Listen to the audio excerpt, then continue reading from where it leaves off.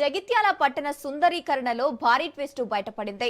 ఖర్జూర చెట్లు అంటూ లక్షల రూపాయలు ఖర్చు చేసి నాటిన మొక్కలు 4 ఏళ్ల తర్వాత ఈత చెట్లు అని తేలడంతో ప్రజలు షాక్ కి గురయ్యారు.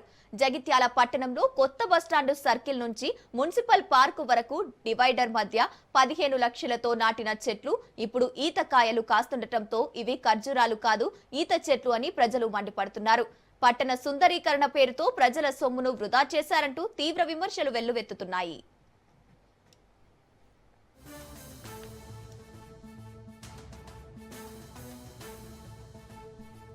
జగిత్యాల పట్టణ కేంద్రంలో ఆనాటి మున్సిపల్ చైర్పర్సన్ బోగస్ శ్రావణి గారు పట్టణ సుందరీకరణ భాగంగా ఖర్జూర చెట్లు నాటడం జరిగింది. అవి ఖర్జూర చెట్లు కాదు ఈత చెట్లు అని తెలుసుకోవడానికి 4 ఏళ్ల సమయం పట్టింది. ఇప్పుడు అవి ఈత చెట్లుగా దర్శనమిస్తున్నాయి. పబ్లిక్ నవ్వుతున్నారు, ముఖం మీద ఉంచుతున్నారు. అంటే పబ్లిక్ అంత పిచ్చర్ లెక్క భావిస్తున్నారు వీళ్ళు.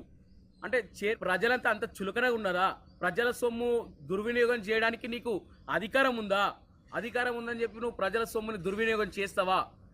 నేను ఇప్పటికైనా కలెక్టర్ గారిని కోరుతున్నాము, ప్రజా సొమ్ముని దుర్వినియోగం చేసిన చట్టపరమైన చర్యలు తీసుకోవాలి. అయితే ఖర్జూర చెట్లు పేరుతోటి 15 లక్షలు సొమ్ము దోచుకోవడం దీనిపైన చర్యలు తీసుకోవాలి. ఇప్పటికైనా అధికారులు, నాయకులు, స్థానిక ఎమ్మెల్యే సంజయ్ గారు స్పందించి వీటిపైన చర్యలు తీసుకోవాలి.